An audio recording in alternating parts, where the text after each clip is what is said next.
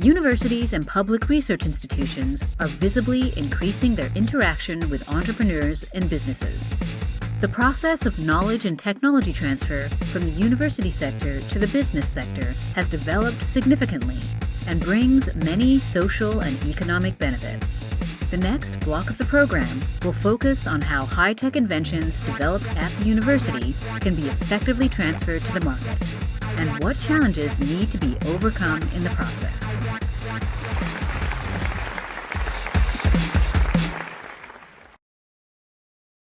So good morning, boys and girls, and welcome back to Studio One. Welcome back to the Podim Conference. I'm Daniel, your mostly quite friendly host for the day, and we have a lot of things coming up today, a lot of speakers, a lot of panels. It's going to be an amazing day, so much to learn. Now, let's find out who our first speaker is, and as always, let's roll the video and find out.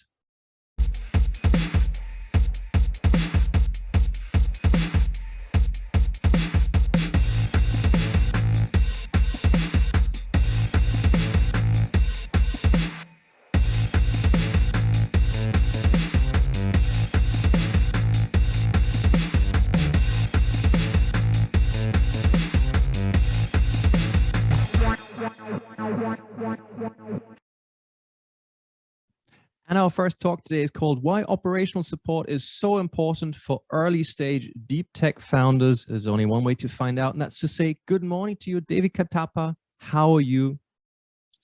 Good morning. Very well. How are you doing? I'm actually excited to find out what you have in store for us. I'm good. Happy to see you. And without any further ado, the stage is yours. Enjoy yourself. Thank you. Well, good morning, everyone. I don't know how many of you are out there, but hopefully there are plenty of you listening in, and hopefully you all are excited to talk about the topic of science innovation and commercialization in Europe. Those on the fence, perhaps you'll join me by the end of this talk on this crusade of creating the next generation of science entrepreneurs in Europe. Now, usually I like to get a sense of who's in the room, with folks typing in single dollar signs if they're founders, double if they're investors, triple if they're within the ecosystem. No puns intended out here. But since I'm not in control of that, perhaps some of you will reach out to me with this post talk. But until then, let me tell you a bit about myself. I'm Devika. Some people call me Dee, it's easier. And I'm the co-founder of Wilby. I've spent the past decade in the space of commercialization. I have seen it at very different scales, both startup and corporate, and in very different regions from US, UK, Europe, and even in India.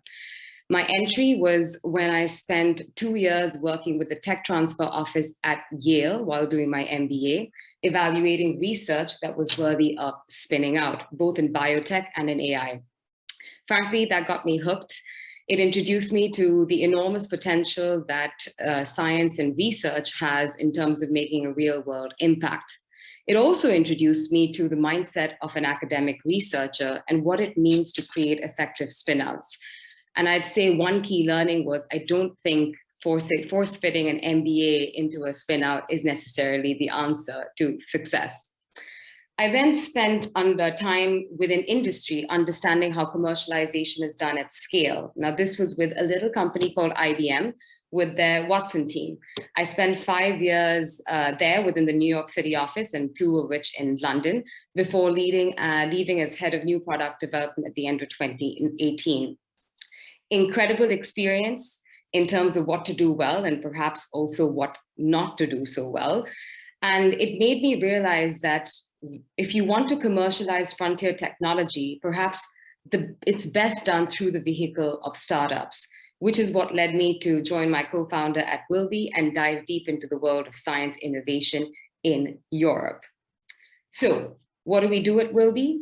We are educators, operators, and investors in some of the best scientific talent in the world who are solving important and meaningful problems. We started in UK from our core research hubs at Imperial, Oxford, and Cambridge, have since expanded to Germany, working with the likes of the Max Planck Society, the European Molecular Biology Laboratory, MBEL, expanding to Italy, and who knows, perhaps even Slovenia. Why do we do this? Well, we have a core set of beliefs, and I'll mention 3 of them that are relevant for this talk and this whole segment this morning. So firstly, we believe that science will address some of the toughest challenges that we face today, both as humans and as a planet. Now, you don't have to look too far, hopefully, to be convinced of this, because 2020, the pandemic, the rapid development of vaccines, including using new technologies such as mRNA in just under 12 months, this has truly set the pace of science innovation that we're going to see in the coming decades. And the impact of this will be not just within the human health side, but even within the environmental side. And we have already seen this with the EV and the renewable energy revolution and the renewed focus over the past couple of years of greening industry supply chains and food supply chains. So in effect, if you like, software is being commoditized. You might have heard that before. And we think that software will become ancillary to companies with core proprietary technology. And in fact, ventures that emerge at the confluence of scientific and engineering disciplines will lead the way. So in effect, science companies will be, we think, the most capitalized in the 21st century. What else? Second, we believe that scientists who build these companies will become the leaders of innovation and industry. This is a new talent paradigm, if you like, the scientist leader or the science entrepreneur. Now, many of you who might be coming from the world of tech transfer and have been there for the past decade or 2 or more, you would probably gasp at this. But the change is already happening. From BioNTech, which has grown from home ground within Germany, to even the likes of Ginkgo Bioworks that just launched its SPAC at a $15 billion pre-money valuation, are all companies led by scientists who are successfully making the transition to being entrepreneurs.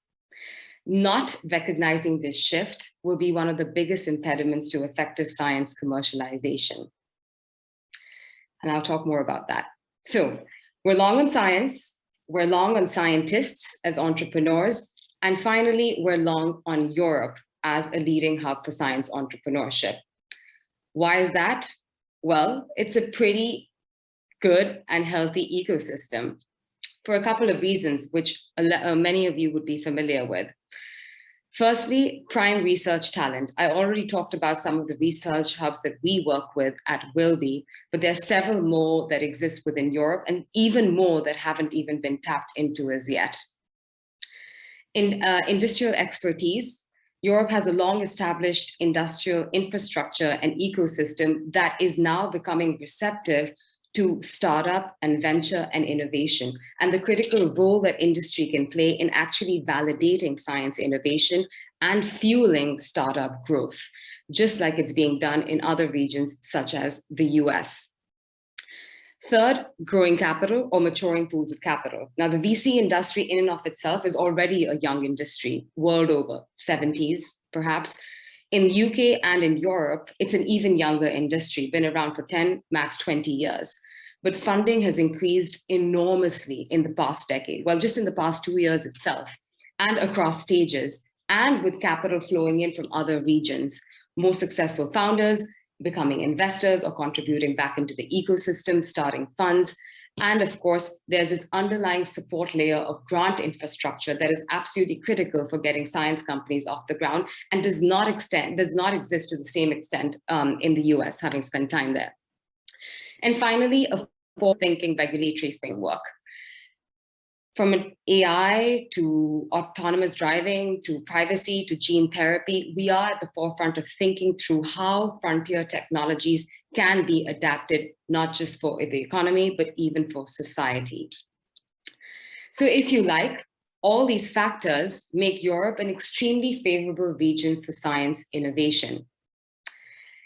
The numbers are in the right trajectory. I've blurted out several out here that some of you might have come across already, where it comes to the value of the deep tech companies or investment going into these companies. But of course, these still do dwarf other regions such as the US, but we have the foundations to create a robust center for science entrepreneurship in Europe. That said, there's a but, as there is. There are certain key challenges that hold us back. So what is missing? Well, for one, looking back at numbers again, there are just not as many spin-outs as we could be having. If anyone can take an intelligent guess to the number of science and engineering postdocs just within the Golden Triangle, so our core research hubs, Imperial, Oxford, and Cambridge, that's to the order of about 10,000 postdocs. This is not even counting the PhDs that would treble that number. And if you look at the total companies that were spun out in 2019 to 2020, and even extending into this year, it was just 50. Yes, some of you can argue that the volume of spinouts is just one metric, and we can be looking at others. So you can look at the volume of exits, and you can look at the value of these companies. But those, I mean, we perhaps shouldn't even be looking at those numbers because they're just not there yet when it comes to the space of science companies. So why is that? Why don't we have sufficient or enough or effective science commercialization and tech transfer in Europe? I'll talk about it from my personal experience. So while building Wilby as a venture firm for scientists, in 2019, we did as any startup founder would, understand your core target customer, which are scientists. We spent a day a week at Imperial, Oxford, Cambridge, understanding what are the core challenges in commercializing research for researchers, whether they're postdocs or for PhDs, and understanding what are their pain points. Now, fast forward 2 years later, we are educators, operators, and now investors in some of these prime research hubs. So we have a vantage point, and we are of the belief that the biggest hurdle to commercializing sciences is not access to funding or not access to capital, but rather it stems from 3 key challenges. And these challenges in this particular order are the knowledge gap, the support gap, and the ecosystem gap. The knowledge gap that exists among researchers and scientists on what it means to actually build a company and be a founder. The support gap, which is the lack of meaningful operational support to actually get these companies off the ground because they're very different to tech companies or software companies. And then the ecosystem gap. Now, this exists in tangible layers and intangible layers. The tangible layers, you can think about it in terms of the systemic challenges that exist within tech transfer offices and universities, or within the venture ecosystem, which has been built to accelerate and incubate tech companies and not necessarily science companies. And then the intangible challenges, which are broadly to do with culture and risk-taking, and how the mindset of both is one that does not necessarily reward risk-taking and condemns failure, especially within academic environments. Now, I'm going to talk about each of these gaps, spend about a minute or two on each of them. So the knowledge gap. What's an outcome of the knowledge gap? It is a disempowered and an underconfident scientist with the common perception, which is what I've highlighted here. I will focus on the science, and my first hire will be a business development person to take care of selling the invention. If some of you are founders or scientific founders in the room, this may resonate. Now, except in the very edge cases where maybe the founder is a professor and there's a very well-curated team that has been put together around them, this is often a recipe for disaster at the earliest stage. The researcher who is the inventor or who is the creator or who is looking to commercialize needs to first understand the tools of the trade, the tools of business, the language of business, gain confidence in that, understand what it means to commercialize and the key stakeholders and roles that are required to do so, and accordingly decide what is the best path for doing that journey, rather than being an exercise of merely IP extraction or force-fitting BDs or MBAs with the scientist. The support gap. What is an outcome of that? A series of early mistakes that could have easily been avoided. Now, when you don't know what you don't know, you could end up making certain mistakes, some of which are natural if you can pivot your way out of them, but some of them can be easily avoided. So one such mistake, for example, could be going through a series of acceleration programs where the paradigm has been built for building software companies where there are quick iteration cycles, quick customer discovery cycles, and it is possible to dilute a company for 10%, get 3 months of loose mentoring support, create a pretty pitch deck, and voila, you have a company. Unfortunately, building a science company is very different to building a tech company, and this does not work. I'll talk a bit more about these two. At Wilby, together with our instructors, which is Andy Thompson, we say that a science entrepreneur has 4 critical bridges to cross in his or her lifetime of work. First is that from a scientist to a founder. The second is that from science to product. The third is product to market. And the fourth is market to liquidity. The first 2 bridges, if you like, scientist to founder and science to product, which is why I've given you a photograph of Manhattan with the Brooklyn and the Manhattan a bridge in New York City. These first 2 bridges are absolutely pivotal to de-risking science companies and creating the foundations for scale. So at the earliest stage, a scientist needs help, number one, understanding the language of business and the tools of trade, and then prioritizing activities that they've never been exposed to before, such as customer discovery, and therefore the hands-on operational support that is needed in order to set up the company, the proposition, the IP, the customer validation, and the team for growth. So these 2 first bridges, if you like, scientist to founder and science to product, are unique to science companies. The third gap is the ecosystem gap. Now, I could do a whole talk just on this, but I think that's much better served if it's addressed to the target audience. I'll just mention one, which is what you see already on the chart out here, and which is the lack of standardized terms, often unfavorable in terms of equity and licensing, that exists amongst several tech transfer offices and university ecosystems across the world, frankly, not just in Europe.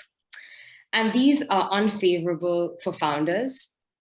They disenfranchise and dampen the spirit, importantly, of founders, and certainly make it very hard for other venture investors to work with such companies, and which is where, and the reason why, funding is still very concentrated amongst a handful of players within true science companies. I don't mean just deep tech or light tech with AI, but I mean science and hard tech companies. This is very different to healthy ecosystems within the US, such as Stanford and MIT.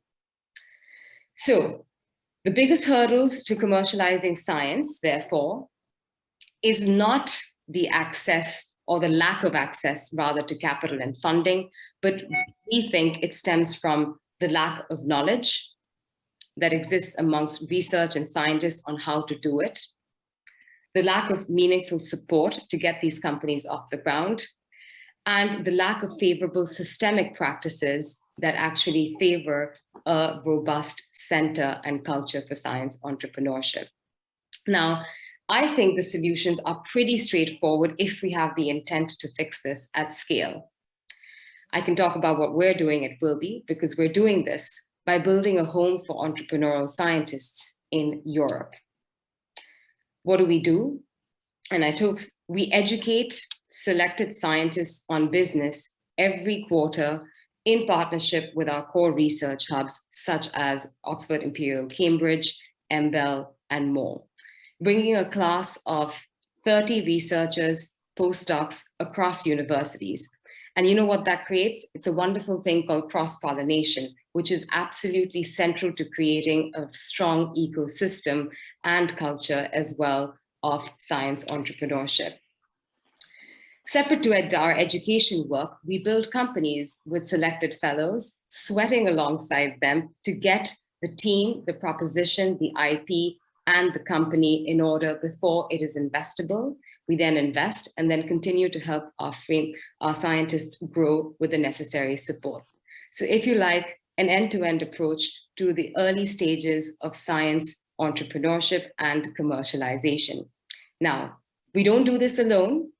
We have put together some of the best operators, investors, and founders, science entrepreneurs from across the globe who do this together with us and educate our scientists and fellows.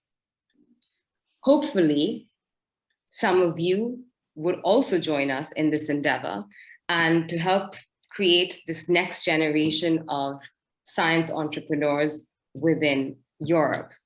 With that, I will close and thank you very much for your time. And thank you very much for that great talk. It resonated heavily with me because, yeah, I do a lot with universities. Yes, very nicely put. Thank you very much for putting that there. And yeah, curious to see how many people are going to reach out to you. I bet a lot of them. It's been a pleasure listening to you. Thank you so much. Have a great day. Stay safe. Take care. And I hope to meet you in person sometime soon. And now it's time to move on to our next talk. And as ever, let's roll the video and find out who that's going to be.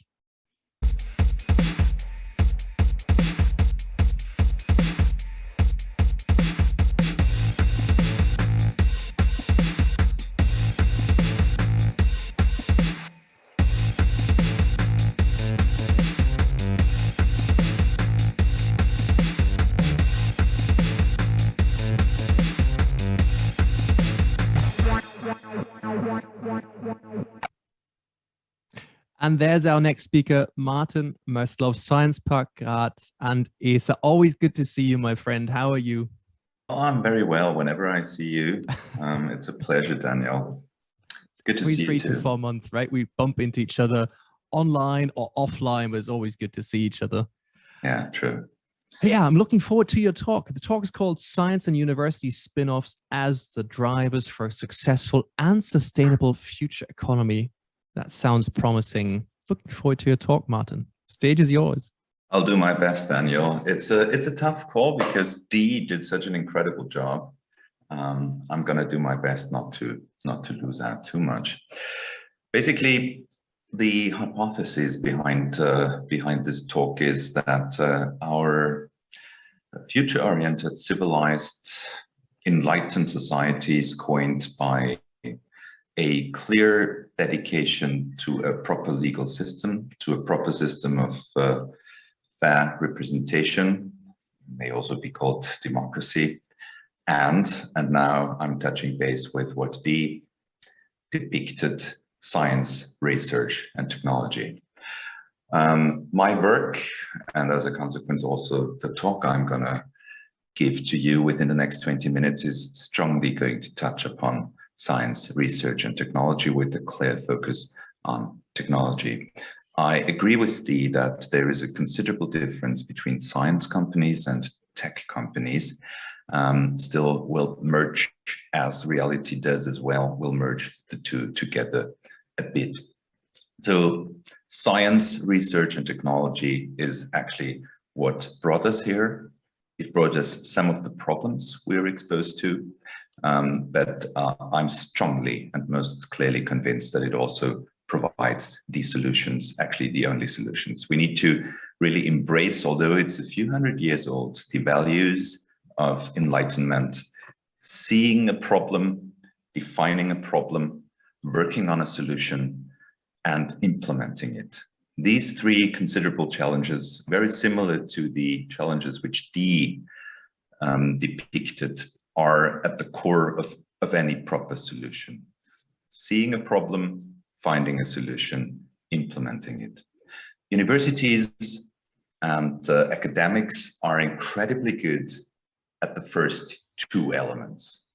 They tend to fail at the third. So implementation, we all are aware, and I agree once more with the hypothesis that capital and access to capital is not the main problem. The main problem is an inability of scientific players to go successfully through the third step. And this is actually where, in my opinion and in my experience, and I'd rather believe what I'm saying here because I'm running a university incubator, actually the biggest university incubator science and tech incubator within Austria and Southeastern Europe, currently with a bit more than 50 startups under development, also supported, by the way, by the European Space Agency's Tech Transfer and Business Incubation Program. And the assets of startups are actually what let's not talk too much about spin-offs and what they are, but the assets of startups and spin-offs, I would like to merge the two here in order to facilitate the simplicity of the argument, is that they are the core of the implementation dilemma. Actually, they are the core fixers of the implementation dilemma. And actually, in times as the current ones, which show considerable, I'm not just talking about the virological situation, I'm talking about disruptive times in general.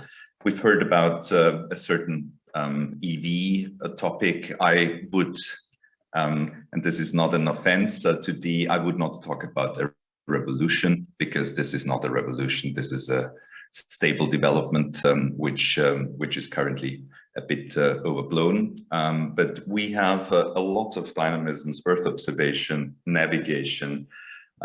We have new forms of energy, and startups are at the core and at the heart of being able to implement these new technologies, because they have the ability, the clear ability to adapt quickly with an optimistic outlook. And they tend to be quite resilient to global change, provided that the elements which we've heard before, which I fully agree with, relating to knowledge gap, support gap, ecosystem gap, etc., are addressed properly. And I fully resonate once more with the hypothesis that we need to streamline TTO structures and simplify the way and the form a company with university background is founded. Startups, and I like this picture so much, because we always are being told that the core of a successful startup creation, be it tech or science or just a normal classic startup, is about telling a story. This is actually true, and parts of the gaps which we've heard about are about addressing these storytelling capabilities, and they're important. But I would like to see things go a bit further, because a story is something which you tell to children, and that's nice. And keeping a kind of a childish character is actually key also when founding a successful company. But I think it's key when trying to live a successful life in general as a human being as such. But I think that different to just a story, it is visions which really drive future-oriented companies. And I think that vision combined with energy is at the heart and at the core of a successful company development, but also of a successful societal development. And I would like to stress once more, and that resonates with what I've heard before, we've heard before, is that capital actually is just clearly a different form of converted energy. So you can, with a lack of capital, equalize that up to a certain degree, of course, by inputting more energy. And that is one of the negotiation elements of startups which are different to large companies.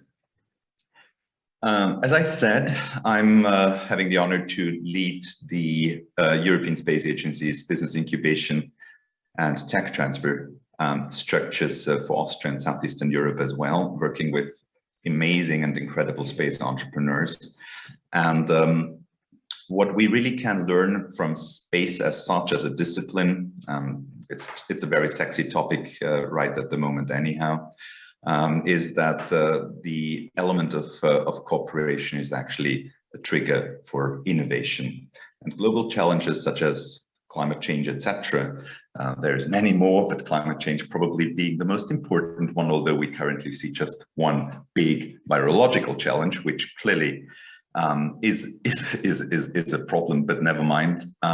The element of working together and of cooperating is actually a part of what space science is about. What you see here is the ISS built at the outgoing Cold War, bringing two enemies together with one common goal, providing a habitat for human beings about 400 kilometers above us.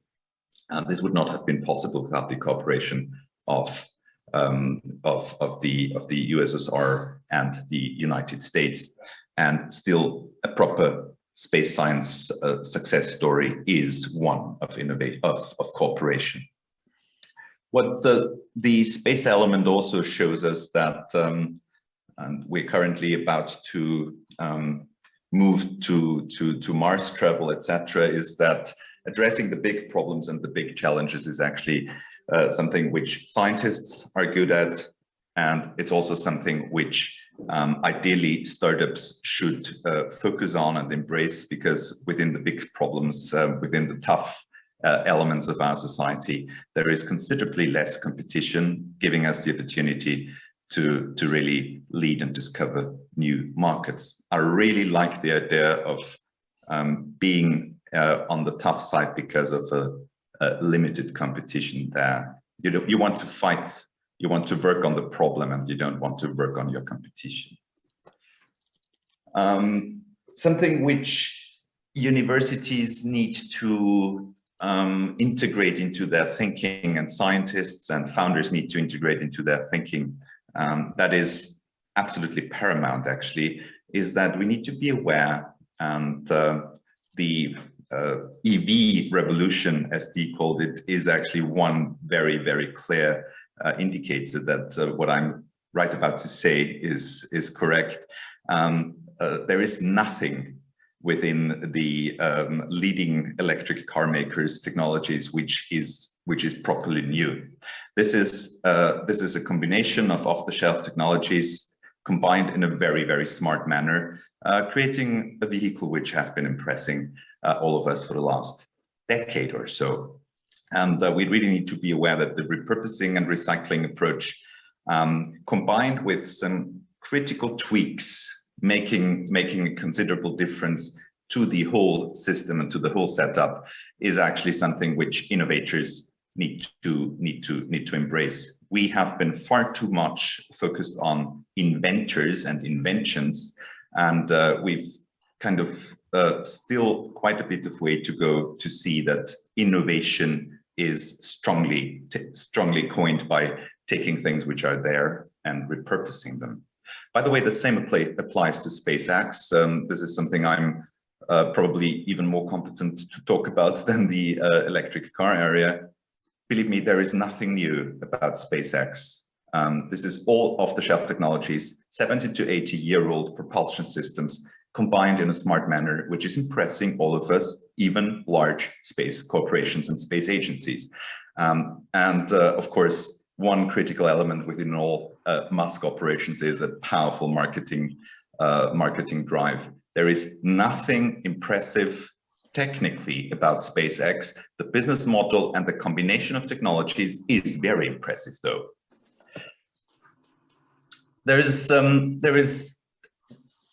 Dee has touched upon the BioNTech case, and it is a very, very ideal opportunity to see the element of timing. Timing is absolutely critical and key.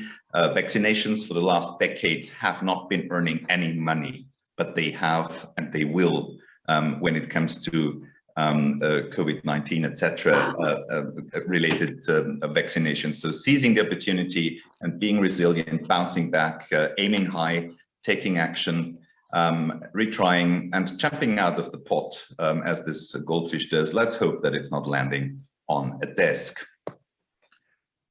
I've mentioned the European Space Agency's network. It's a network of 22 incubators all across Europe, starting to join other geographies outside Europe at the moment. My company being the critical leader when it comes to this. So we're talking about Brazil and many other geographies. And it is actually the biggest startup support network in the world, with over 250 high-tech, deep tech startups being under development at the moment, and over 1,000 success stories, powerful success stories, with almost €1 billion of investment last year. I'm repeating, €1 billion of investment just flooding into this ESA business incubation network.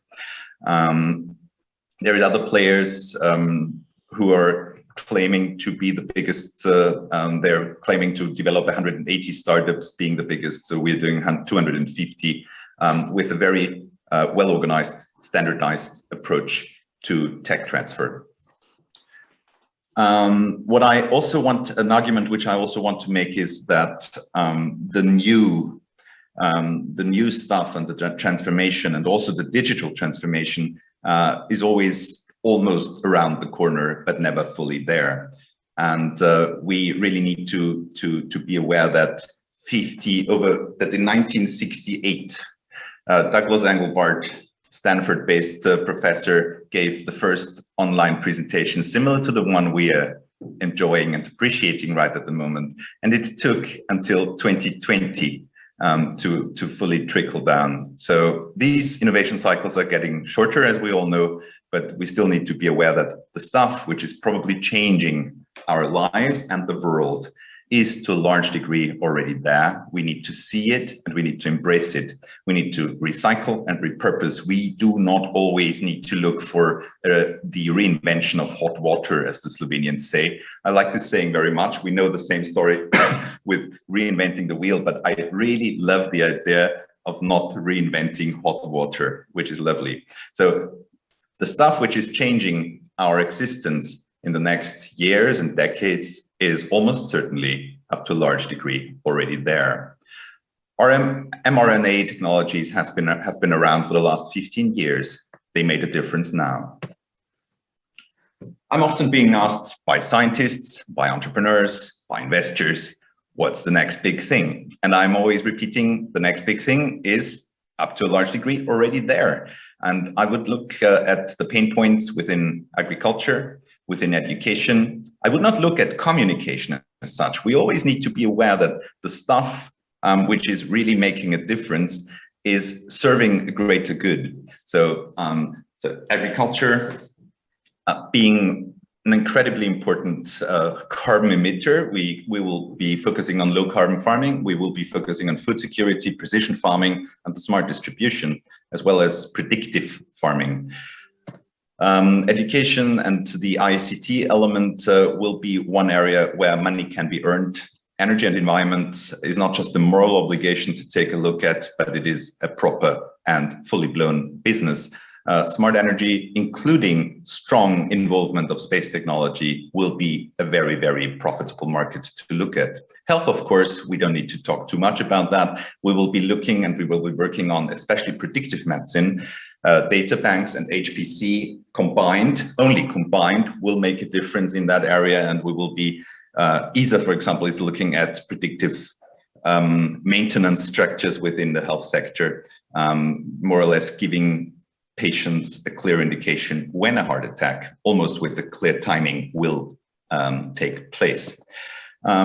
Mobility is one of my core topics because of my past within the mobility sector, and I'm strongly convinced that we need to, and this is not a contradiction with climate change, climate goals, we will need to start to go faster again. We need to go further, and we need to do so more sustainably. And while this sounds like a contradiction, it is not. It is possible. We need to address speed and longer distance bridging. And of course, at the heart of everything which we do, more or less building a bracket around what I've mentioned, is the element of sustainability and our responsibility to protect the environment, not just for our own, but for future generations. And I would like to wrap up with the motto of the European Space Agency. You see, I'm a bit space-driven, sorry for that, but it is bringing vision. It's more than story. The space area brings vision to us, and as a consequence, I really like the motto which the tech transfer program of the Space Agency, of the European Space Agency, is running on. it says that it's for the better of humanity, which explains it actually all. What I've learned from working with entrepreneurs, especially with space entrepreneurs, but high-tech players in general, is that we need to be aware that our bodies are bound by gravity. Our bodies may be bound by gravity, but our souls and our ideas and our visions are not. Our bodies may be bound by gravity, but our souls and our visions are not. I thank you so much for your attention. I'm looking forward to the discussion. Thank you very much, Martin. Always fun listening to you. And yeah, looking forward to the panel as well. So we'll be seeing you a little later on. Thank you very much for that. Now let's find out who our next speaker is. Let's, as always, roll the video. Like now. Well, in theory, the video should be rolling, but if not, you'd have to imagine an amazing video coming along. There it is.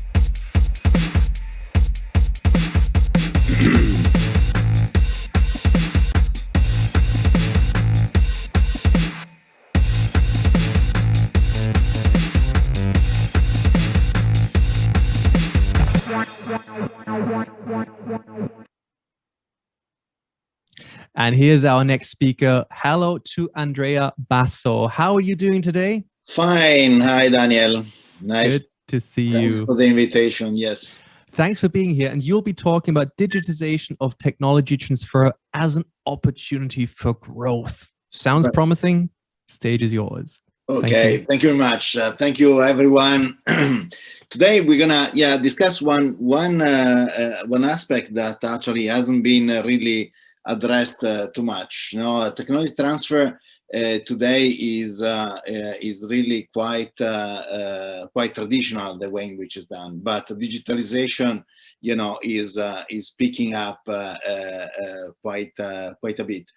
I don't see my slides.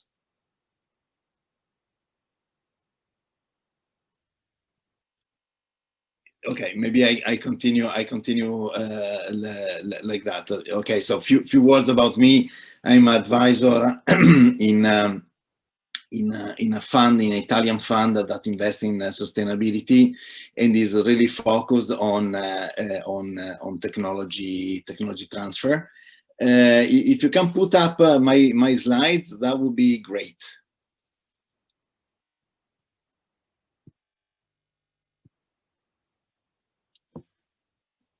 Yeah. Okay. So I guess then I'm gonna just talk. Yeah. These are not my slides.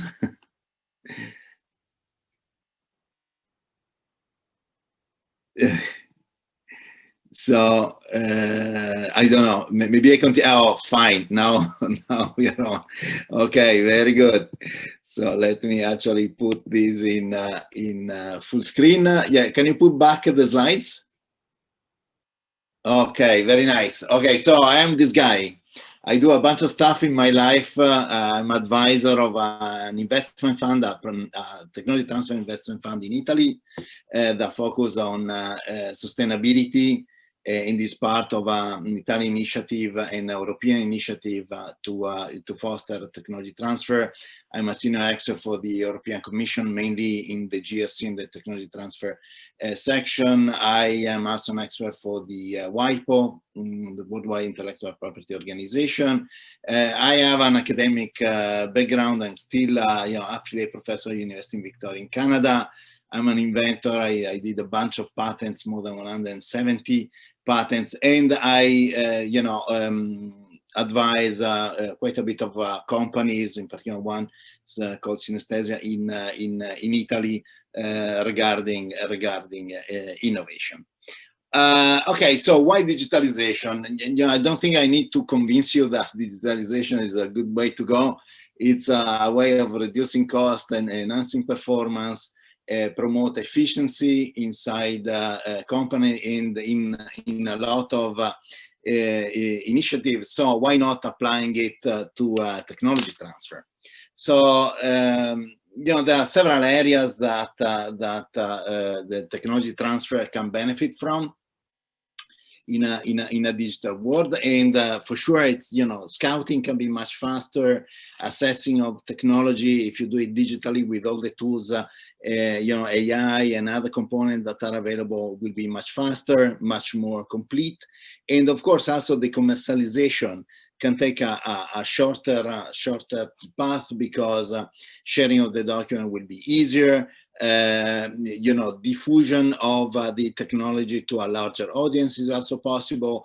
Methods of verifying that the technology is a valid one and you know, can hit the market can be you know, really enhanced by a digitalization process. But you know, the point is why it's not happening. So as part of one internal project at the GRC, at the Technology Transfer unit, we actually explored this issue. You can get a bit more details if you go on the European Commission site, the GRC in particular, and you click on read more. I coordinated this project together with Kaya Hert from GRC. And so I'm gonna quickly present you some of the results that we got. So the target of the project was really initially to identify, map, and qualify all the online resources and platforms that are you know, available in support of technology transfer, and in particular to understand their usage, their effectiveness, and how they could be improved. You know, we addressed policymakers, researchers, TTOs, and innovation practitioner from private, you know, private companies that are doing or are active in the technology transfer. And the goal was to create, you know, a first building brick on which then we could, you know, structure a platform, or at least understand what are the key components that we should develop. So, you know, the process that we followed, first of all, we addressed the customers. You know, it's a classical lean process, and you know, understanding what are the needs, what are the available tools, then understanding possible solutions and validating them with stakeholder. And so on this, you know, on this basis, draft what would be you know, the set of requirements and technical features of a platform. And in addition to that, as you do in every good startup, is defining what would be the business model that would support something like that. Because you know, if you don't have a business model, then it is unlikely, unless there is some financing that support this on a regular basis, that this would survive. So I'm gonna go directly to the result. This you know, it's a project that is still ongoing and has a bunch of different stages.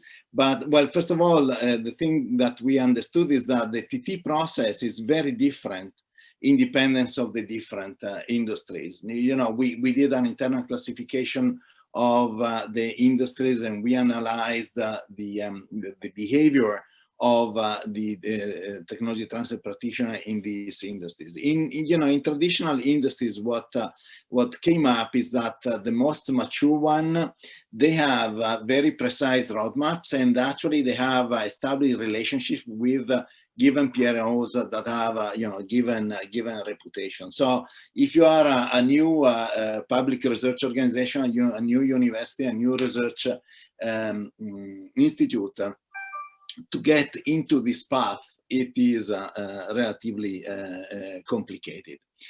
For less mature industries, but still in the traditional sector, there is much more opening versus you know, foreign innovation that you know, can come from everywhere, because again, the pressure in innovation is it's higher.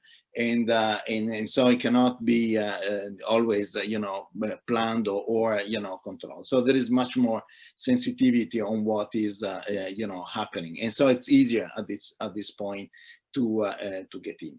The other thing that came up is that you know, life science and pharma they are very well positioned. They're very prolific. There are a lot of tools that are available. The procedures are much more well known. And so while on traditional industry things are really closed, on pharma and life science, the problem is exactly the inverse, in the sense that it is difficult actually to select the good resources that you can use if you want to do TT online. Now, instead of ICT is a completely different beast. First of all, thanks to all the repositories, think about SourceForge, GitLab, GitHub, and so on, there is a way of exposing innovation, exposing software, testing it. Licensing comes with the software in general. And so the process is completely different from all the other, because the exposure of the technology is already somehow managed, and at some level also the licensing. The hardware side of the ICT instead is completely different. It is much more traditional as approach. Okay, so in this project actually we ran a survey, an extensive set of interviews with stakeholder, and this is what emerged, and this is actually focused on Europe only. So that the usage actually of online tools for scouting, assessment, and commercialization is really low. So we are talking about between 20 and 36%. There is a low awareness, in fact, of the fact that these tools exist. We compiled a long list of tools. We have a list of more than 400 tools in different forms and structured, but very few people really knew about that. And this survey was subministrated to 15,000 people, and we got around 300 responses out of that, and that was amazing as a result.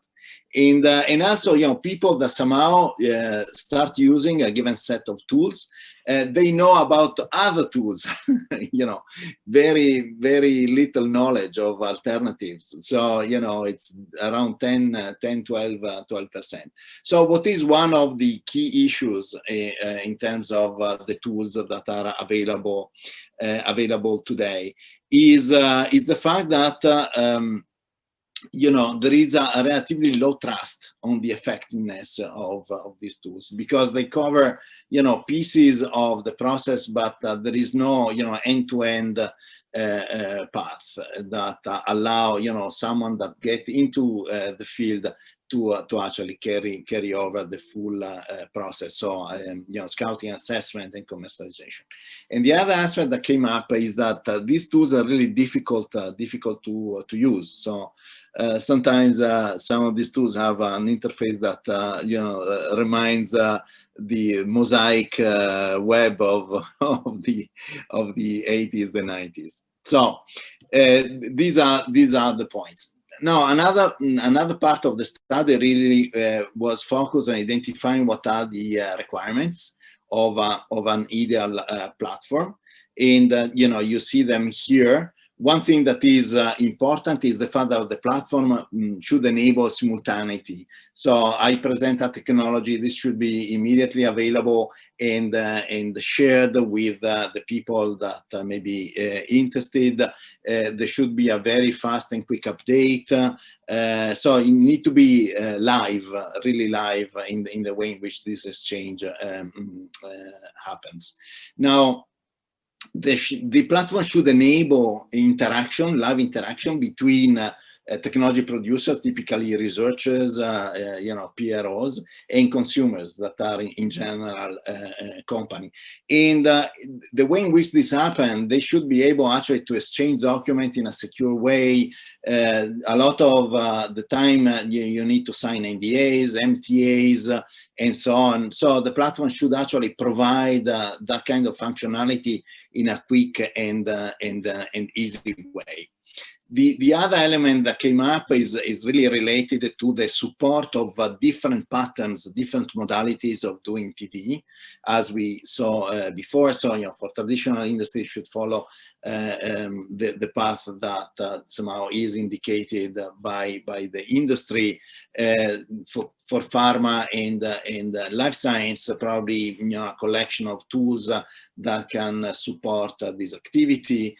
And instead for ICT, complement what is already there. A lot of people, a lot of respondents really indicated that they want to have their environment, personalized services available on the platform, the MyTT kind of things. And so that means a set of services that the platform should offer. And then again, we are talking about intangibles here, intangible goods. So the reputation of all the stakeholders of the platform is key. So if I'm a PRO, I need to have some support on the platform that support my reputation, what I did in the past, the kind of experience I have. This will help a lot. The interaction. Same thing from the company industry side. So these are more the technical features.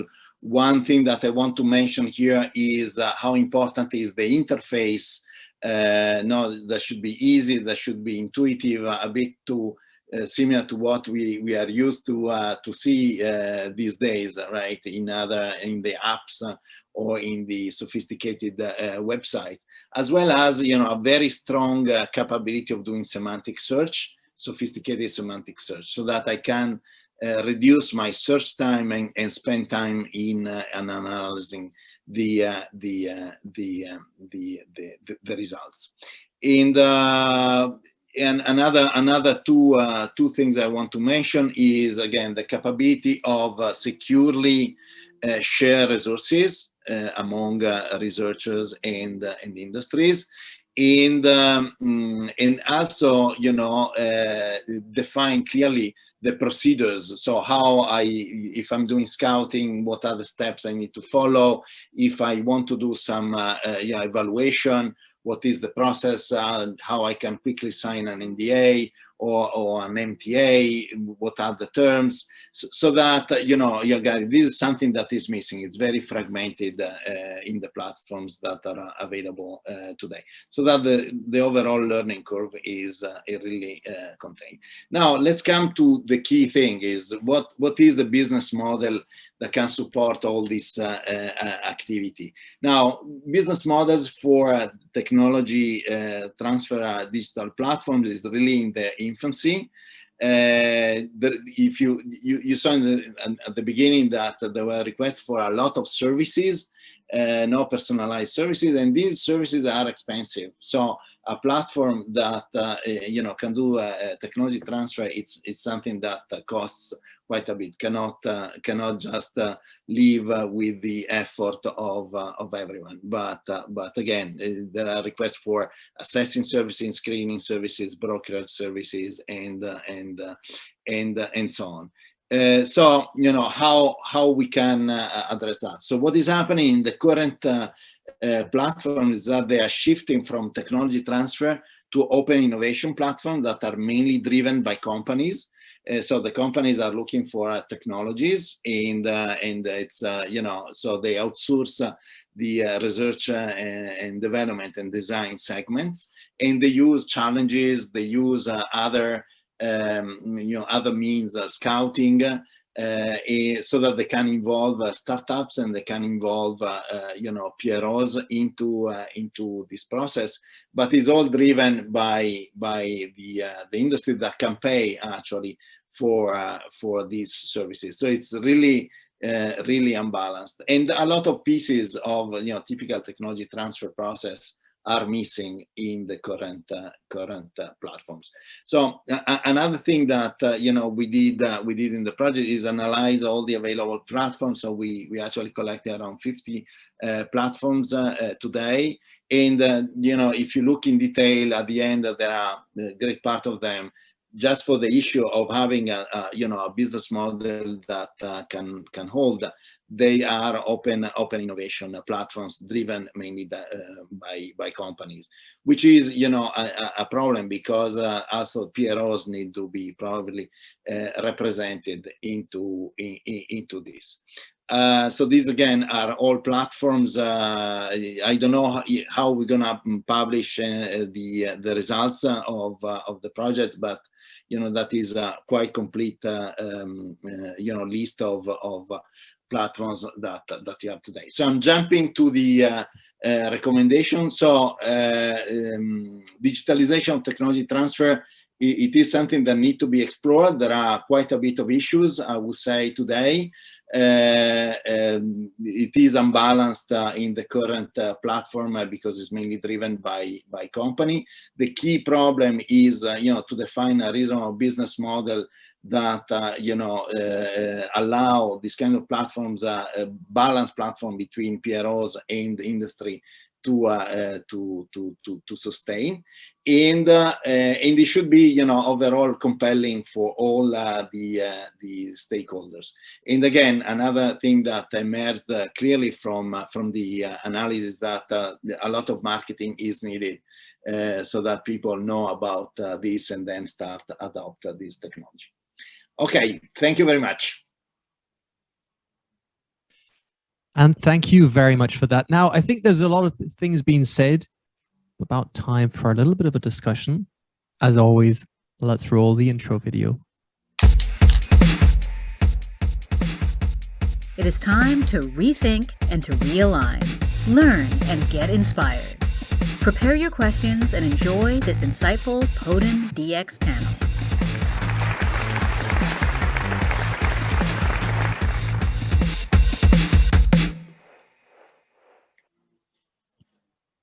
That's right. And let's find out what needs to be done to take European technology transfer to the next level. I don't know, but I know who's going to find out.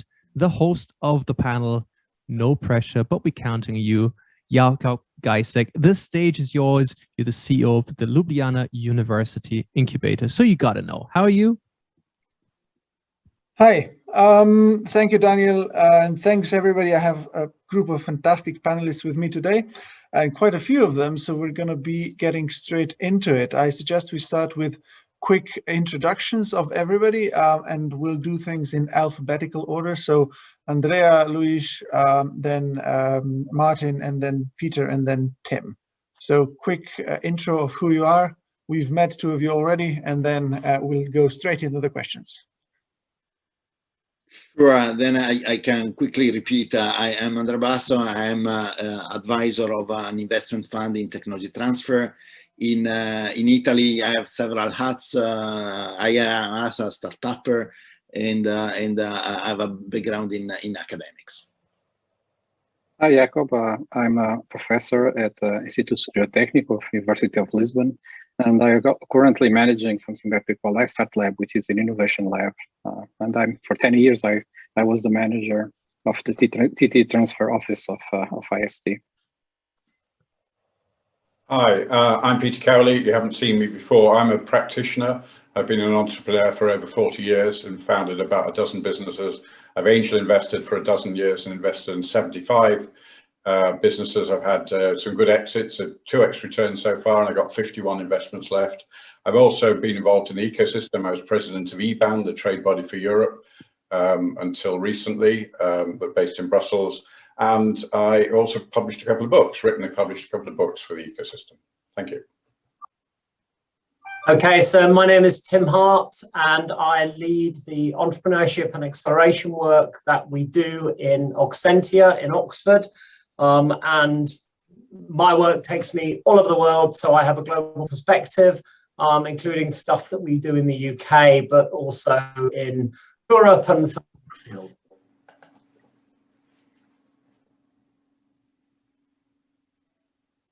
I think I'm the last one to very briefly reintroduce myself. My name is Martin Mossler.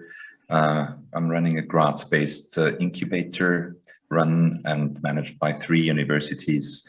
I've been for the last almost 2 decades in science and innovation management, We hold a contract with the European Space Agency to develop startups for them in Austria and Southeastern Europe. So feel free to contact us when you want to found a company. And we are currently developing 57 startups right at this moment. And yeah, we're trying to do our very best to drive the visions of our entrepreneurs. And by the way, Andrea Basso is a dear partner and friend to Science Park, and I would hope also to myself. I at least feel that way towards you, Andrea. Actually, we are all you know, among friends. I know Luis. You know, I followed Instituto Técnico Superior for Luis, what, 2 years, I guess.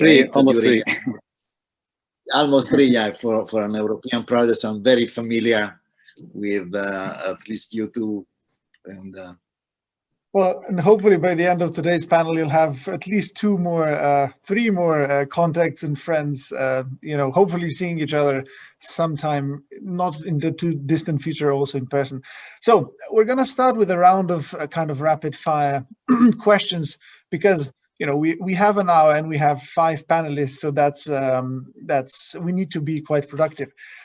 If you look at particularly Slovenia, it's a relatively young technology transfer ecosystem. A lot has been done, especially in recent years. But what would you say 3 things are the first 3 key things to have in order to have a productive, a good foundation for a TT ecosystem? well, you know, the ecosystem need to have the support, need to have the knowledge and talent, and need to have some money. So I would say these are the 3 things that should be, you know, put in the top list. Well, in my view, in Lisbon, what happened, it was actually led by entrepreneurs. The ecosystem was built from ground up. It was interesting. There is this book by Brad Feld. It's called Startup Communities. That tells us what happened in Boulder, Colorado.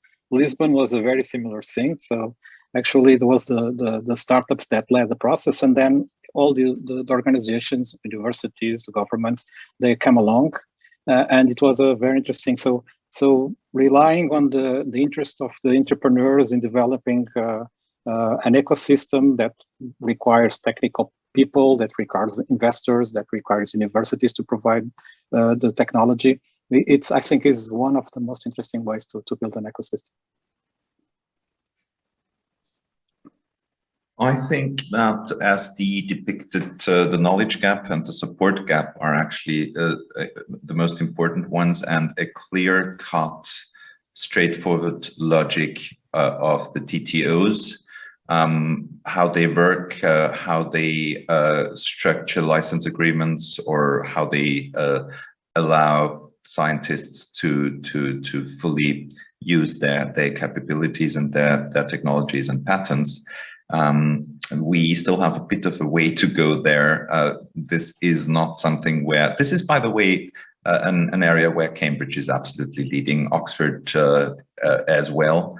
On the continent, we are incredibly weak there. It takes sometimes up to a year to structure proper agreements with universities, and that is, of course, absolutely precious time being lost. I would like to use a bit of a contested territory argument when it comes to the ecosystem. I think ecosystems are important, but I think they're I might be contradicting myself, being a critical part of a knowledge and innovation ecosystem. I think the ecosystem talk is a bit overblown, because what ecosystems in the end are about is educational facilities, universities, ports, roads, harbors, airports. That's what the proper successful industry development requires, and not another pitch session on another weekday, which is clocking up startups' schedules. This is a bit of a tough approach, and I'm saying I'm very much aware that it's not fully true, because ecosystems matter, but we kind of overlook the element of educational and hardware infrastructure when talking about ecosystems. Good, thank you. Yeah, I mean, the answers have sort of come out already to some extent. Support, absolutely, and support needs to build up over time. In Cambridge, we've had exits, and we found entrepreneurs, people like me, hang around and help us support ecosystem, and we've been doing this for 25 or 30 years. It could be argued that we should start even longer ago because you need a good university to be there. It takes time to build. But I want to come back to Martin's point more strongly, and I've been lucky enough to invest in about 17 companies that have come through Cambridge Enterprise, which is a tech transfer office here in Cambridge. I tried to invest, Tim, in a startup coming out of Oxford unsuccessfully for reasons we could discuss later. So it's to do with university IP policy and ownership. And I still see examples in the UK, never mind in other countries, of just behavior that can't work, that cannot allow equity ownership because the university starts off with 90%. So 90% university, 10% the researchers, the academics, etc. As investors, we say, no, we just walk away, let them get on with it. And then on top of that, of course, as Martin pointed out, a sensible policy over licensing deals. And so Cambridge Enterprise don't have a problem talking about it, takes about 5% of the company on startup, then buys more equity. They have 2 funds associated with it, and they have a very sensible IP ownership policy as well, which is basically a small license fee and the IP moving back to the university if the startup should fail, because all of us know at least only 1 in 4 startups actually succeed. So yeah, I agree so much with the previous speakers. I'll just add one comment to what Martin said there, and that's on this issue of ecosystem. We become too dependent on the ability of the local ecosystem to support us. And I'd like to push the concept out that the ecosystem is also digital and can be digital. And I think that we could gain a lot more and look at that as a new perspective of the ecosystem can be bounded by the digital world as well. I fully agree. Sorry for stepping in there very briefly. Let's be self-critical. Guys like me are overstating the element of the ecosystem in order to increase their own importance. That does not impress the market as such. That does not impress startup development and innovation as such. It's a lot of people without ideas trying to be part of a startup bubble. I'm over-exaggerating again. But ecosystems... No, but it does. It resonates with what I've seen in Slovenia, for instance, even being a relatively young ecosystem. I mean, moving a little bit away from pure TT, but here pretty much every startup has like 17 mentors, and I don't know when they have time to actually do business. It's ridiculous. It's costing time and it's costing performance. And as I said, and we tend to lose out on the element of, is there a proper airport around? Is the question of whether how many pitch opportunities you have per week is more important than the infrastructure, the proper heavy hard tech infrastructure around the companies. But I would like to stress once more the element of the TTOs actually very often not being the enablers, but hurdles to the I don't know. I think Cambridge is the only proper example where this really has been sorted out, and the 5% hurdle seems to be a very fair and successful one. But this is actually what the ecosystem needs to work on. TTOs driving the innovation within their scientists, being also aware that you probably very hardly can be following a scientific career and create a proper startup if you really want to make it successful. We could maybe talk about that very briefly as well. Yeah, it does lead very nicely into my next question, which is, technology transfer, famously being said, is not about technology, it's about people, right? So, and what can you do if, there's just an individual, or if maybe there's a fantastic technology that should be or could be commercialized, but there isn't a team around it? What can be done in such a situation? Well, you just ask someone like Andrea and he's gonna create miracles. You need to have leadership. There are, key ecosystems that have been built, in fact, by individuals. There was actually the European Commission actually had a project. I think was 2 years ago for ecosystem builders. There were around 10 million euros allocated for supporting these entrepreneurs. I think was a couple of years ago. But again, you need to have someone that has leadership, knows about all the components of an ecosystem, and can activate it. It can activate it on several sides. On the startup side, as Luis was saying before, on the on the funding sides, on the PRO side. That you're probably aware of the initiative that MIT, Columbia, Johns Hopkins took recently, in which they got together and they defined precisely the kind of agreements they would sign with industry in the pharma area. So there are several attack points that you can follow if you are an individual. But again, you need to be motivated and you need to have the knowledge on how to do it. If you don't have it, you have to hire it. Yeah. My opinion is that, well, one individual does not make much a difference. Okay, I think that he needs to work with what he has. That's what an entrepreneur is. But I agree with this. If you ask me what is the biggest problem in TT right now, is speed. Okay, we need, in the current world, you need speed in moving technology from the developers into the market. And the biggest challenge is contract negotiation. Everyone talked about this before. So we need simple and standard terms for contract negotiation everywhere in Europe, especially because most of this research is paid by the European Union. It was extremely easy for the European Union to define exactly what terms should be in place. Peter Colley said, I have the same experience with many startups. Universities are trying to get the short-term results instead of the long-term results. If you look at American universities, they get much more money from donations from successful startups than from research contracts and from the licensing of technology. So if you help the startups in the beginning, it will pay you later.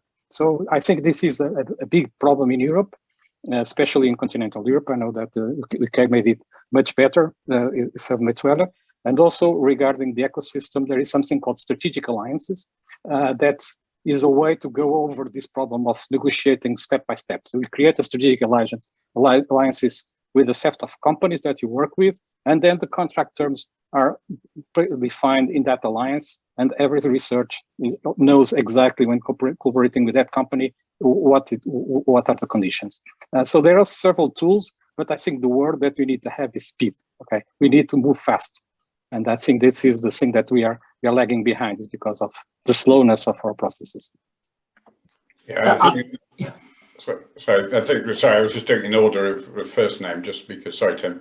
Do you want to, yeah, I'll carry on. So yeah, I mean, we all agree with each other here, of course, aren't we? In principle, an academic doesn't make a good entrepreneur. They like to be within they want their pensions, they want their research papers, they want to be able to talk to their students, they want to lecture perhaps and do their research. So one has to find a commercially minded person. Cambridge Enterprise has a group of them that come in and out, but of course, once they've come in as a CEO, one of these people, they can't come out until something happens, a liquidity event of some sort. You can't swap them in and out. You don't want CEOs to come in just for 6 months and go out again. I think Set Squared, you might know, which is a UK initiative for the Southwestern universities, actually has got quite a good process. They don't seem to have a sustainable model themselves in terms of their own funding, but they have about 6 or 7 universities where they put a researcher, a PI, and a sort of part-time CEO together. So in the end, it comes down to people and finding the right people to build these businesses. And having a great idea, having a great academic is nowhere near enough to build a scalable business, as we all know. Yeah, I agree 100%. You know, at the fund, we mainly finance, and we do VC, traditional VC, but also, you know, we finance what we call targeted POCs, you know, a technology that is around the TRL 4 or 5. And so we deal with researchers all the time, and it's always a struggle. You know, when the technical part is done, then moving to business, we always need to, you know, to have the expert in residence that has business experience and can bring up the initiative. So yeah, that is a big issue actually. There's just to follow on from Andrea, then one point I'll make, and that is that in Oxford, we've been lucky enough to put together this fund called OSI. It's £600 million to be spent on Oxford research. We're extremely lucky, but it presents a problem, because what you do is you start then driving the creation of more and more spin-outs, which they naturally perhaps can't sustain themselves as many. You're going to get more failures. So what do we do then? And one of the views we have is, hey, more failures produce a more experienced pool of management. And that's a positive. So having that experienced pool of managers, which is often one of the big limiting steps in any ecosystem, is something that we're looking forward to. Yeah. But sorry, I totally agree, Tim.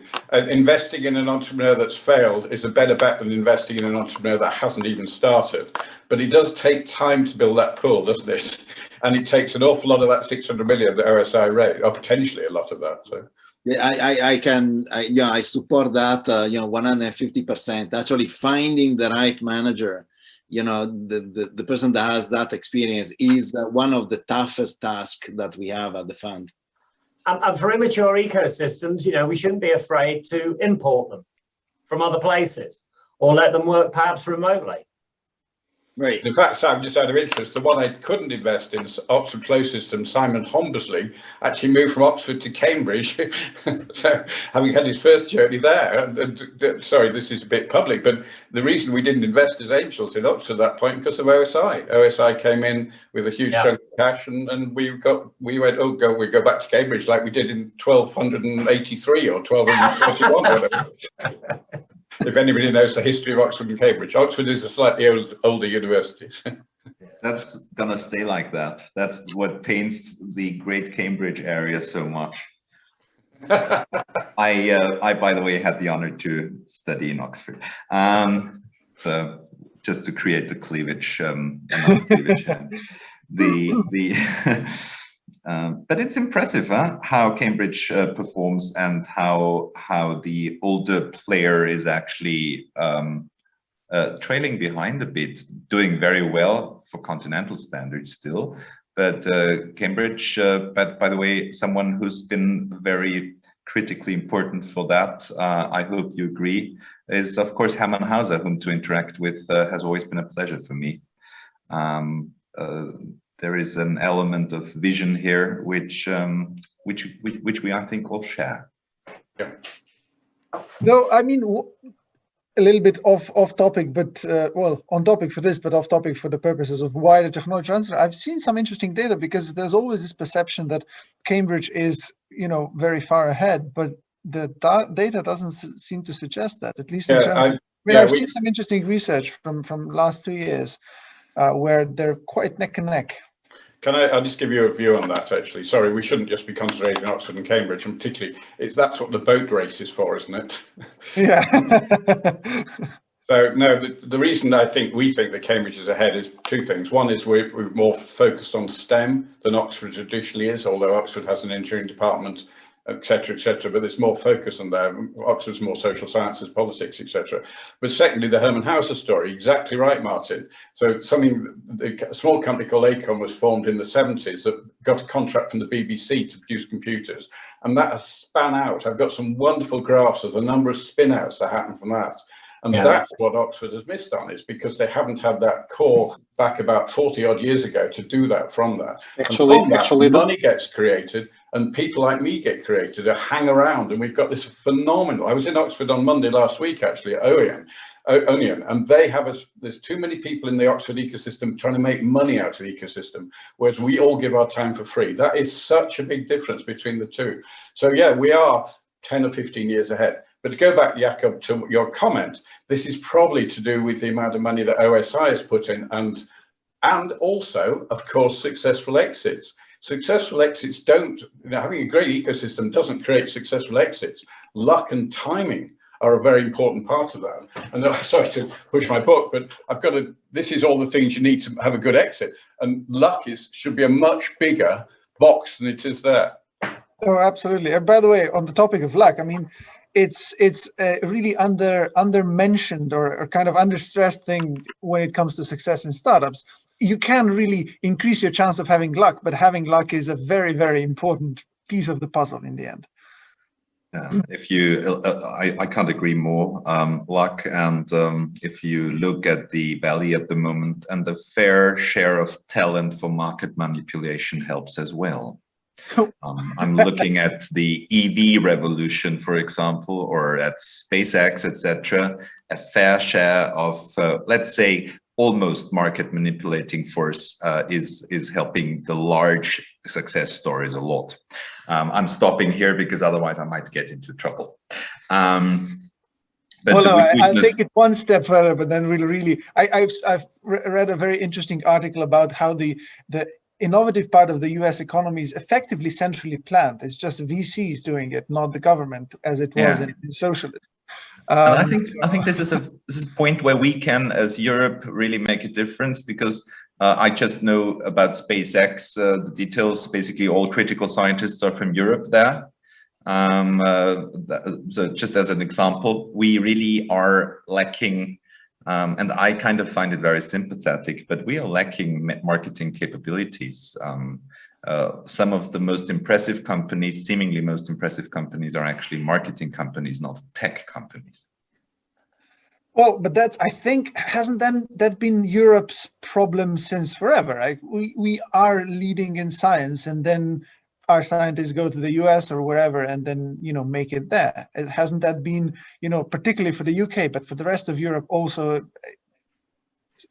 been going on as long as we remember? Andrea, you've been with Bell Labs. You've been in the US for a long, long time. How do you perceive that? Sorry, I'm not moderating, Jakob. No, but honestly, I'll be very happy to scrap I'm not taking your questions and just having a discussion. The way in which things work. I was in Stanford for a while, also in the technology transfer. First of all, when I was in Stanford, I was spending 3 days at the university, but 2 days in the company of the professor was working with.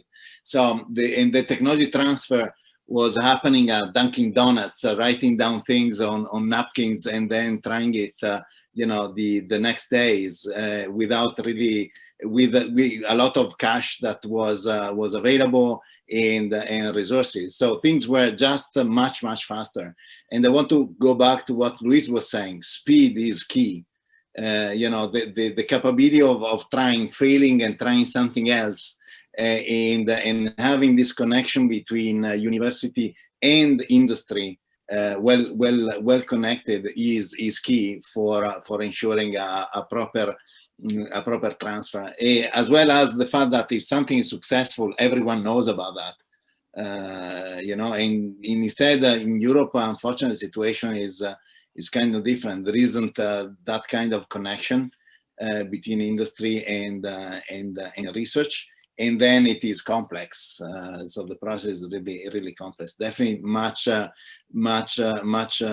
slower than in US. In US, actually, I started an initiative, and I remember it took a month from the development of the idea to the time in which I got a check of $500,000, on which I could start and develop what we just patented. This in Europe it's very unlikely to happen. Andrea, you raise a really good point here about why is it that perhaps different environments such as the US tend to do better. And we come back to a point that I think Martin raised, which is speed, right? Is speed the issue? Is culture the issue? Is it a can-do attitude that perhaps we're missing somehow? And if speed is an issue, is it a limitation of resource, or is it a people issue? Is it a policy, organizational, bureaucracy issue? I would actually say neither, although this sounds a bit mean. I think it is very much, well, I think the culture matters the most.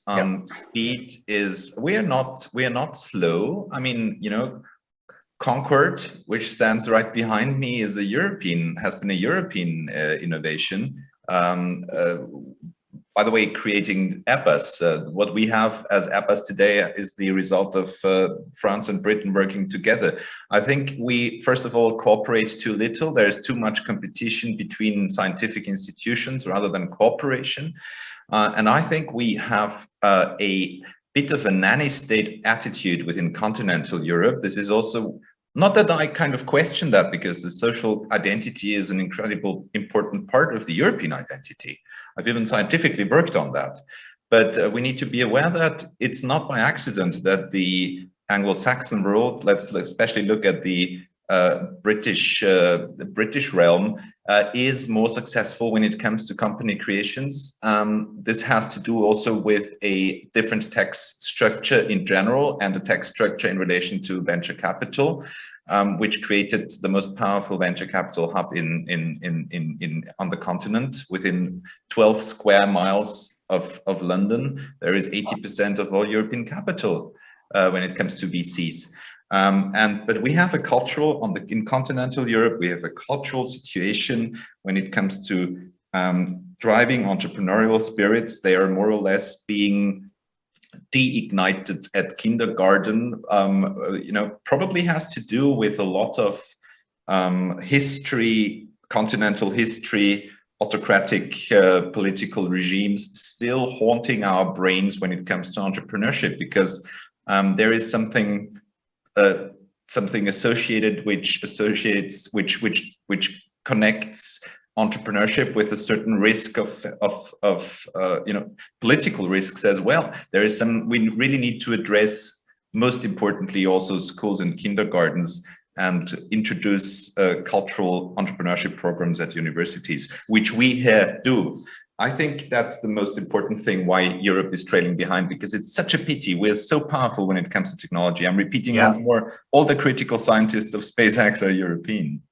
I don't think that is a problem with. I don't think that's a problem with education or with the way the Europeans are made. I think the problem is that we started late. Okay, you know, states started in 1984 with Bayh-Dole Act. Cambridge started in 1980. By the way, Oxford forbid professors to do consulting because of a problem with the company. So that was one of the reasons why Cambridge started before Oxford. So the connection to the university, consulting with companies, is very important for the universities. I think one of the things that miss in Europe to take this technology that is developed in universities, we have very good technology in universities, is a lack of proof of concept money. So in American universities are much more wealthier than European universities. They can fund themselves the proof of concept stage. So if a researcher wants to raise the TRL of the universities, it's very difficult in Europe to find money to do that. The universities don't have money. Public funding do not. They think that money should come from private sources, and there are no private sources to fund POC. And I think this is one of the biggest challenges right now, is funding technology to be ready to the market. Regarding people, I don't think professors are the right persons to create startups. I think PhD students are the right persons to create startups. And we have a lot of them, and I don't think they are less interested in doing that. So I think it's just the condition of having the right policies. So universities, as I said before, don't have the right policies in my point of view. The policies of universities should be create impact. But you know, in Europe, the third mission is something that is very new for universities. Most universities right now are still learning what third mission is. And so they don't have the right policies for that. And the right policies take ages to get there. You need to have success, you have to have exits, to have entrepreneurs giving money back to the universities and create this virtual loop where you can. So in Portugal right now, 4 of the companies that were started in 2012, when we start this boom of startups, are now, they have more value now than the top industrial companies in Portugal. So the 4 unicorns that you have right now are more value than the big companies, all companies, industrial companies. And that was from 2012 until now. Okay, so we are now getting some people that are becoming very rich, but it takes time. It takes time. So we cannot expect Europe to go very quickly in a short amount of time. So, but we need to find the shortcuts. I think that open innovation that Andrea Vaz talked about is very important. We should involve universities and industry, not just selling patents or licensing patents. We should involve industry and researchers in developing patents together.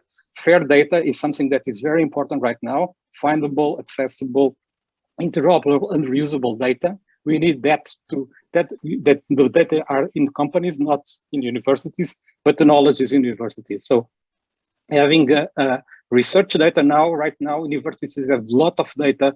Everyone uses digital notebooks. All researchers have precious information in digital form that is not being used by the industry. So all this opens up a lot of opportunities for development of cooperation, but we are still lagging behind. You're going very slow. We need to speed it up.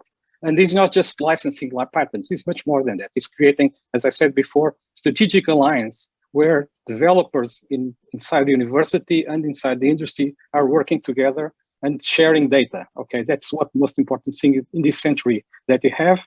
So we need to move faster. That is what my opinion. I agree with you, Luis. You convinced me. It's not the culture. It's having started late. I fully take your point. I want to add something, following up on what Luis was saying regarding POCs. The POC is very important. So it's actually what, for example, my fund does. The fund that the POC need to be guided. In fact, we call them targeted POCs, because if you leave them in the hand of researchers, they're gonna try everything. So they're gonna develop a proof of concept that doesn't have a specific industrial target. Perfect. And orienting them in the right direction, so that they can spend the money that they get to get something that then is of interest of a given company or an industry sector. It is important, and they in general they're not able to do that. And in fact, it's the fact of having the proper manager, we call them expert in residence. That comes from the industry in general, is a seasoned profile, is the one that can help making this bridge, and that is essential for the success of the POCs. We are now doing programs that are. We actually wrote a book on the issues that we are Springer Verlag. It's called Capacity Building on Technology Transfer.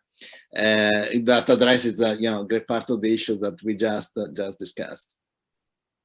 Yes, we have the example of iCorps in the States, and we are doing something similar. Similarly, it's just preparing the POC is a big challenge. So taking teams to prepare what the POC is going to be, what is going to be the business model that surrounds the patent, because the patent has no value without the business model. So that is an acceleration program just to prepare the POC. And then we need to fund those, the ones that are more interesting, but after the preparation of the POC. That's to address the problem that Andrea was saying. By the way, although it might look like as if I was trying to please you, Luis, but one of the most impressive ecosystems to look at is not just Cambridge. Actually, it is Portugal. Portugal is incredibly impressive when it comes to, as you've kind of depicted already, when it comes to driving innovation. And I have some personal experience in relation to that, because one of my closest colleague when it comes to running the Science Park Graz is from Portugal. And funny story, very brief, but Austria and Germany are always depicted as incredibly hardworking, and that's the reason why we're doing so well. And the European South here and there has a bit of a seemingly stigma of not being so tough when it comes to discipline. And we started working, and on a Friday afternoon, somewhere at around 1, very typical Austrian tradition, people start flocking out of the office going into the weekend. And this Portuguese colleague said, "Martin, is this how it's going to be every day, every Friday?" And I said, well, this is Austria. She said, this is incredible. In Portugal, a Friday, you stop at 6 or 7 at night because it's a normal work day. So she was quite impressed by this kind of certain easiness of the Germanic genetics when it comes to work. So Portugal is an amazing ecosystem.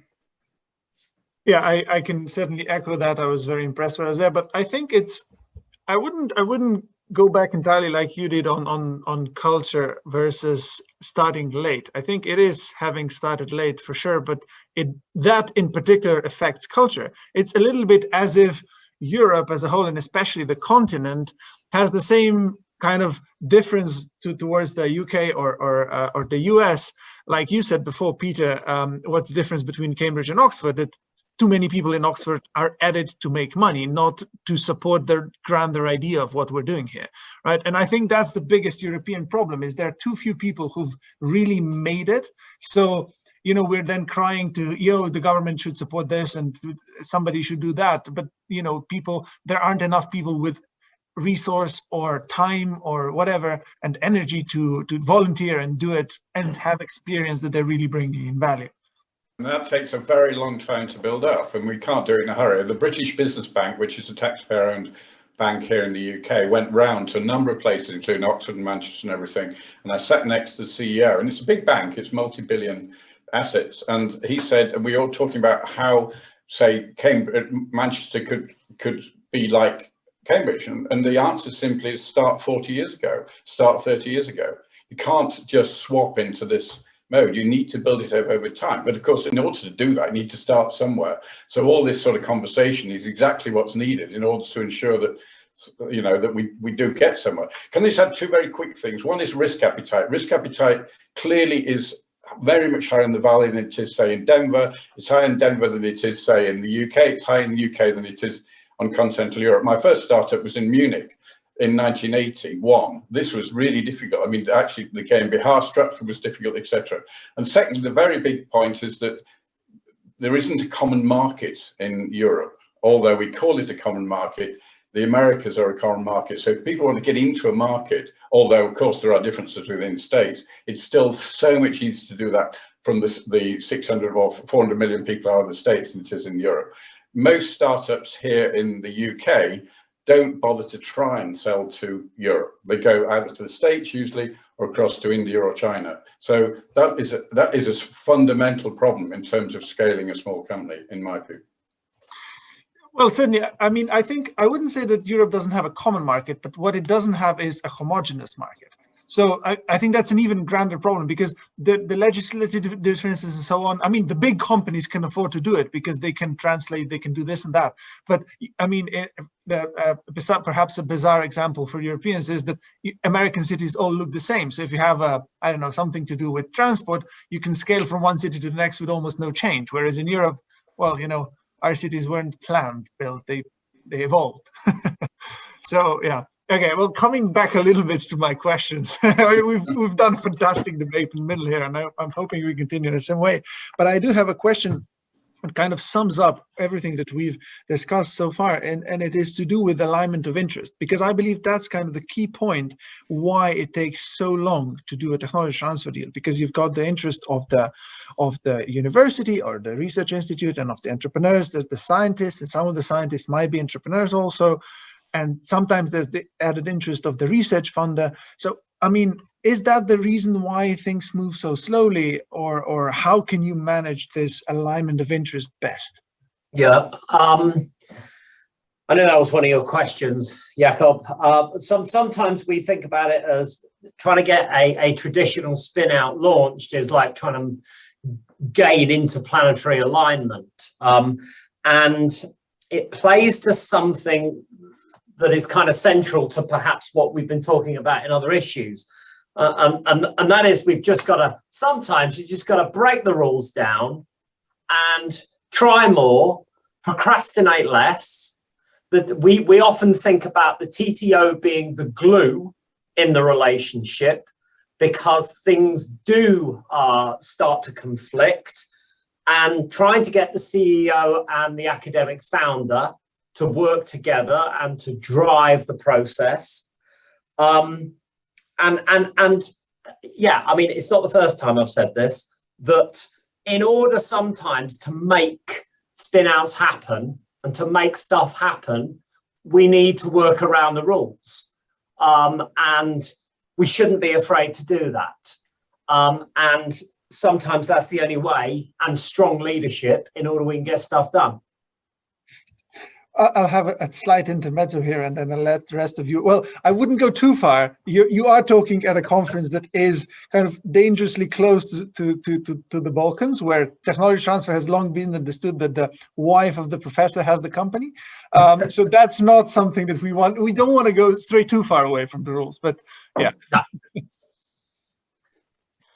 Sorry. Continue. I think that there is right now the same problem of contractual negotiation also happened in startups in the beginning. So it's very difficult to create an investment contract. But that problem was solved. You now have one-page term sheet from Y Combinator. You have the safe models of investment, the options. So I think it was very easy to do something similar to universities and to licensing universities. I think one of the problems is what Justin said. TTO is felt as the point of contact between these, and I don't think it is the right tool. I think universities should have, and most of them have, units that supports the creation of new companies. That sometimes has to negotiate with the TTO because there are other interests involved. It's just not the value of the license, but it's much more than that. So I think that universities need to have special units to handle the creation of new businesses. But with technology, of course, and that is different from the TTO because the TTO has a different interest. So, and this unit is much more aligned with the interests of the founders. So this is something that is opening up in several European universities, and I think it's very promising. Not just because it trains the professors and especially the students of the professors how to create this, but also to impose these certain models of defining the ways to support startups by the universities. Most universities now think that is good for them to support early stage spin-offs and startups. And so they need to create the right tools, and properly the TTO is not the right one. So I think things are actually evolving, and I believe I'm optimistic about this. I think it's just a question of time. Right. No, I support what Luz was saying. The TTO, unfortunately, first of all, doesn't have the right people. And second, there is no motivation. In general, it's people that is paid. Doesn't get incentives, at least in a lot of European TTOs is like that, and has a lot of different activities, and the creation of a company requires special knowledge, actually, very fine-tuned also to the business aspect. And the other point is policy. The policy of the university need to support the creation of spin-offs, and this need to be of interest both to the researchers and to the university and to the companies itself in the way in which it's done. And it's still not homogeneous. WIPO actually developed an IP toolkit in support of policy for universities, as well as what a new spin-off should know about IP and so on, but still the adoption is limited. But I agree, things are evolving too slowly, unfortunately. From an investor perspective, I can tell you that really is too slow, the process. So we need to compensate a lot from the investor side, some of these functions. I fully agree with both points. I mean, basically, we're talking about material success here. As a consequence of, the TTOs are not actually there. It's not their fault. What a university consists of is students, management, and professors. And of course, there is some intermediary area as well. And you need to address the two most important bodies of a university, which is the scientists, their support groups, and the students. And they need to be, there needs to be remuneration, there needs to be bonification in their salaries. And university professors, that's what TU Graz at the moment is fully implementing.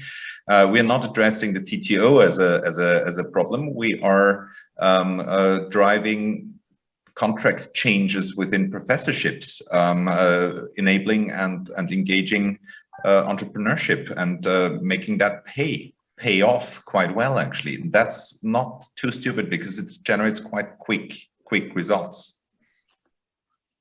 Yeah, there's not much I can add here, really. There isn't a playbook, obviously. There isn't just, you know, take the Cambridge model, the Oxford model, the Stanford model, and just run through it over a period of time. It all comes down to human beings. And in fact, I've been working with York University on this just recently because they had a change of Vice Chancellor, which is a top administrative role in the UK, from somebody who was at Edinburgh University who came to York, and he's got a completely different view about tech transfer and startup ecosystems in York, which has slid behind Leeds and other big cities in the north of England. So it's you know, it has to be driven from the top, this, in some way or other, not from government, but for the next level down. So having the wrong person at the top of a university will delay things by almost indefinitely. So that's the most, you know, and then as everybody else has said, it's all the other people around, the policies and the general feel, and it just takes time, and one's got to accept it might take decades for some universities to actually get to this point. I think there's evidence that we've moved, certainly in the UK, and I see in other universities, we've moved in the right direction. But I think, as you rightly say, it takes time. I believe there is a role for tech transfer officers, an important role. But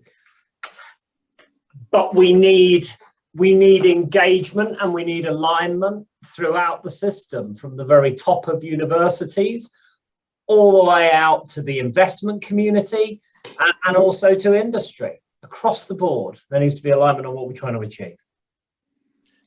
I just wanted to make a comment regarding the Slovenia. We haven't talked about the Slovenia ecosystem. You know, I happen to consult with University of Ljubljana, by the way, the TTO. And so I don't know, Jacob, we should say something. Actually, in Slovenia, things are moving very positively, I would say, both on the funding side and on the organization of the TTO. There is a consortium that is working together in which you know, the several services are shared so that efficiency is increased, and I would say is getting traction, is getting momentum. I don't know if Jacob, you want to say a few words also about that. I think it's very, very positive. I mean, in the Western Balkans is one of the most active, I would say, today in terms of growing ecosystem. Well, it wasn't my intention to talk too much about this, but yes, it's changed quite a lot. I mean, the main point was that there's a kind of an alignment consortium, if you will, so that all the major universities and research institutes have basically similar policies. They're working together. They have kind of brain trust of how things should be done. So on that point, it's very good. Also, most of the major ones have now launched their own POC funds, small, but you know, it's getting somewhere. And I do agree, though, and I'm actually working on this, and in about 2 hours time, that it's not necessarily the role of the TTO to create spinouts. For instance, in our case, it's been us. You know, the incubator is pushing for spinouts, and then effectively negotiating a little bit with the TTO. So we're on the side of the spin-out, the TTO is on the side of the university. And we hope to be better equipped to deal on the spin-out side and help form the teams and so on. And then the TTO, you know, will work on the terms and talk to the researchers and so on. So this duality can be very productive. Martin, maybe you can comment on that a little bit also, because you're kind of serving several universities. So I would love to, actually. I think that maybe I'm half blind because of you know, my daily work, but I think that a lot of what we've been talking about can be fixed. Of course, incubators are never perfect structures or vehicles, but I think a lot of what we've been addressing as problems can be fixed by bringing clear attention and more attention to incubation university-related incubation. Like my company is a limited company owned by universities, but fully autonomously managed by me. As a consequence, we are streamlined when it comes to processes. We are our clients are our startups and no one else, not investors, not public funds. It's 100% dedicated, and I'm actually up to a large degree paid by the startups. As a consequence, they are my clients, they are my customers, and I'm working with and on their success.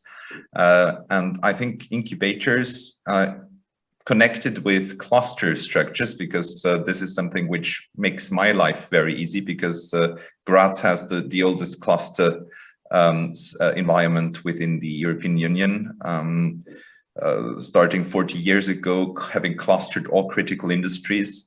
Working with the clusters allows my incubator to be incredibly efficient and effective. And I think the TTOs are, trying to change systems. It's a bit like the performance groups of car makers. Car makers have experienced quite serious issues as a consequence when it comes to innovation. As a consequence, they created the M group, they created the AMG group in order to, have 200-300 people solve issues which took 10 years for the large entity. And incubators need to move as a bit like that. And I think for us, speed is key. Everything which applies to a startup needs to apply to an incubator as well. You need to redevelop yourself. You need to change your business model. You need to keep working your contacts, and you need to be really always slightly ahead. And I think putting more emphasis on incubation, as I said, I might be mistaken here because of personal conflicts of interest, but I think that would fix a large part of the issue. Well, being in a similar position, I'm very, very much agreeing with you, but I do think that there should be a more neutral intermediary between, especially if we're talking about spin-out creation, just because, you should be specialized. Like we're specialized